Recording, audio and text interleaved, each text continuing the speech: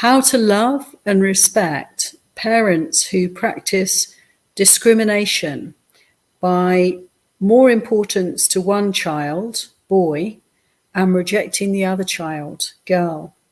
So parents not treating their children as equally loved, equally important, equally valued.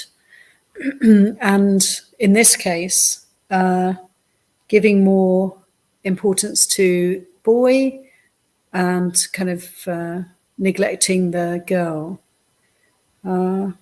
Yeah, it's painful. To be seen, and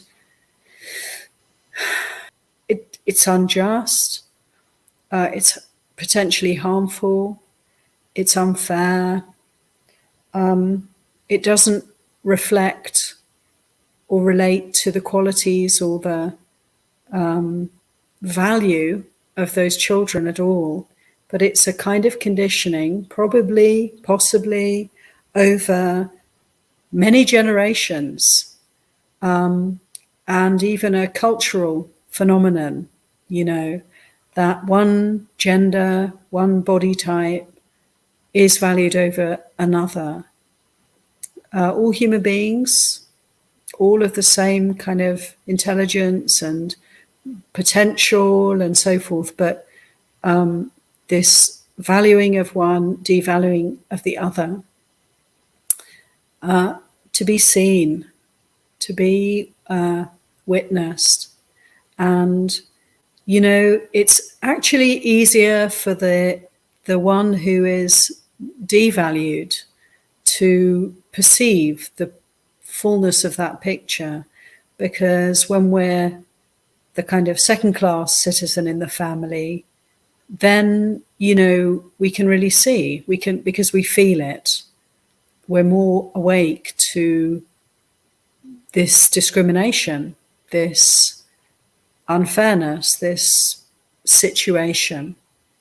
If we're the treasured and loved and valued one, the privileged one, it's a lot harder to perceive what's happening, because we tend to enjoy privilege. And this applies to, in many, many other situations, of course, where we have often a kind of division, often into two, of the privileged and the underprivileged, the better and the worse, And it can be along gender lines, it can be along lines of race, it can be in so many ways.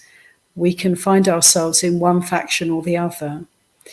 But to be privileged, to be in the fortunate position, is in some ways, one can be quite blinkered. One can be less able to fully perceive the way of it, the way things are. So there are certain advantages to being the devalued one. I don't know if that's of any comfort whatsoever if you happen to be the girl in this situation, but it is an interesting fact. It is an observation, I should say, that we can learn a great deal from inequity.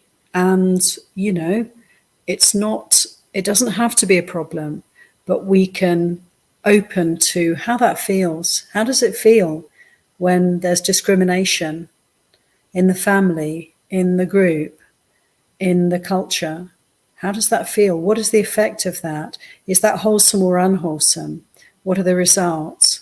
And always bringing it home and always coming back to allowing wisdom to grow through our observing, through our process of understanding the dukkha of this particular situation.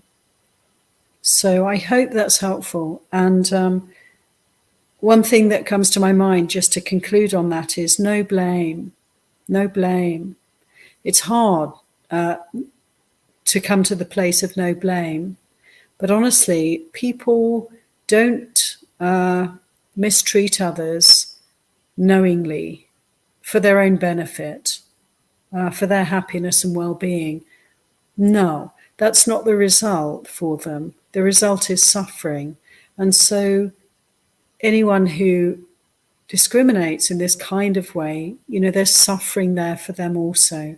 Nobody wins. Nobody really benefits from injustice of any kind. So just remembering that, and one can even develop compassion for each and every person in this kind of scenario. And this is the wise approach to see the suffering in every human heart in such a situation.